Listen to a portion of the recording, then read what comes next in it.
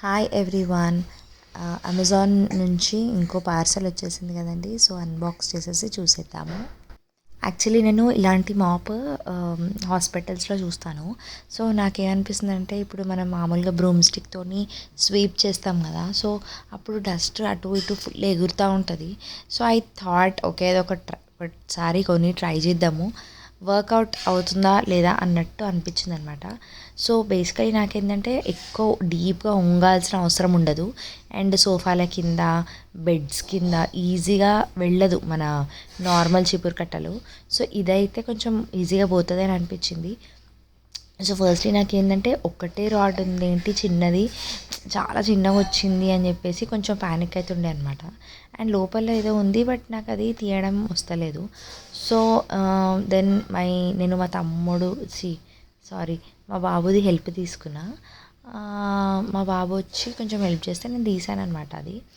So నేను ఇలాంటి model ఇంట్లో తెప్పించడం ఫస్ట్ టైం. సో బేసికలీ ఈ టైల్స్ చూస్తున్నారు కదా, ఇది ఎలా అంటే కొంచెం డస్ట్ ఉన్న హెయిర్ ఫాల్ బేసికలీ ఎక్కువ అవుతుంది నాకు. సో ఆ డస్ట్ అదంతా ఫ్లోర్ మీద అట్లా అక్యుములేట్ అవుతుంది. ఈవెన్ మాప్ చేస్తే కూడా చాలా ఇరిటేటింగ్ ఉందన్నమాట.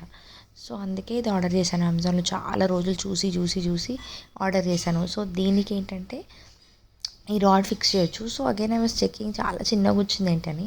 సో దాన్ని పుల్ చేసి చూస్తే ఓకే, పర్వాలేదు, కొంచెం పొడుగ్గానే ఉంది. సో కొంచెం హ్యాపీ అనిపించింది అనమాట. తర్వాత దీనికి క్లిప్స్ ఇచ్చాడు 2 అటువైపు నుంచి.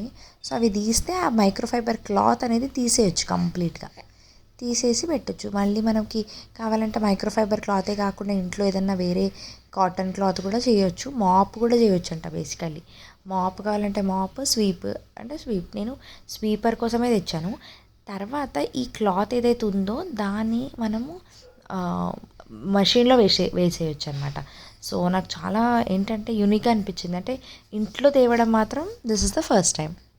సో ఇంకా రాడ్ ఎక్స్టెండ్ చేసేసిన, ఇంకా దానికి కూడా నేను ఫిక్స్ చేసేస్తే ఏమవుతుందంటే కంప్లీట్గా 360 డిగ్రీస్ తిరుగుతుంది. So I felt it's good. So మరి ప్రాక్టికల్గా చూద్దాము అసలు ఎంతవరకు మనకి కంఫర్టబుల్ అవుతుంది అంటే, టు బీ ఫ్రాంక్, నేను యూజ్ చేసి ఒక 3-4 డేస్ తర్వాత ఈ వీడియో అనేది నేను వాయిస్ ఓవర్ ఇస్తున్నాను. సో ఫస్ట్ టైం యూజ్ చేసేటప్పుడు మనకి చెయ్యి అంత ఫ్లెక్సిబుల్గా ఉండదు. జస్ట్ లైక్ స్వీపింగ్ కొంతమందికి అలవాటు లేకపోతే ఎలా ఉంటుంది. సో ఇదేంటంటే మనము లిఫ్ట్ చేయొద్దు ఊరికే, మనము డ్రాగ్ చేస్తూ ఉండాలన్నమాట. డస్ట్ మొత్తం ఒక చోటుకి డ్రాగ్ చేసి ఇంకొక బ్రష్ తోటి దాన్ని దులపాలన్నమాట. సో కొంచెం అలవాటు అవ్వడానికి అట్లీస్ట్ 3-4 డేస్ అయితే నాకు పట్టింది. ఎందుకంటే మనకి చీపురు కట్ట అలవాటు కదా. సో అది అలవాటు ఉన్నప్పుడు ఇది యూజ్ చేయడం కొంచెం కష్టం. కానీ చిన్న చిన్న పార్టికల్స్ కూడా ఇది అబ్జర్వ్ చేసేస్తుంది. చాలా చిన్న పార్టికల్స్ లైక్ హెయిర్, డస్ట్, తర్వాత మనకి స్వీపింగ్లో ఉన్న డిసడ్వాంటేజెస్ అన్నీ కవర్ అయిపోతున్నాయి. తర్వాత కావాలంటే మనం దీన్ని మషిన్ వాష్లో కూడా వేసేయచ్చు. బాగుంది, నాకైతే చాలా నచ్చింది. దీని కాస్ట్ వచ్చేసి 499 రూపీస్. సో అమెజాన్లో ఇలాంటివి చాలా ఉన్నాయి. 1000 రూపీస్ ఉన్నాయి, 299వి కూడా ఉన్నాయి, లోకల్వి కూడా ఉంది. సో నేను మరీ ఎక్స్పెన్సివ్ మరీ చీప్ కాకుండా మిడిల్ రేంజ్లో తీసుకున్నాను, విచ్ ఇస్ 500. సో చూద్దాము అని చెప్పేసి నాకైతే 3-4 డేస్ యూజ్ చేశాక కంఫర్టబుల్ అనిపించింది. బేసికలీ చాలా చాలా లైట్ వెయిట్ అండ్ అన్నిటి కింద పోతుంది.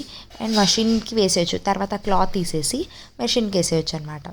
సో ఇది ఫ్రెండ్స్, ఈ వీడియో కనుక మీకు యూస్ఫుల్ అవుతుంది అంటే you can also give it a try, తప్పలేదు. ఎప్పుడైనా మెయిడ్స్ రానప్పుడు మనం స్వీప్ చేసుకోవడానికి చాలా బాగుంటుంది. Please do like, share and subscribe to my channel Keerthi's corner.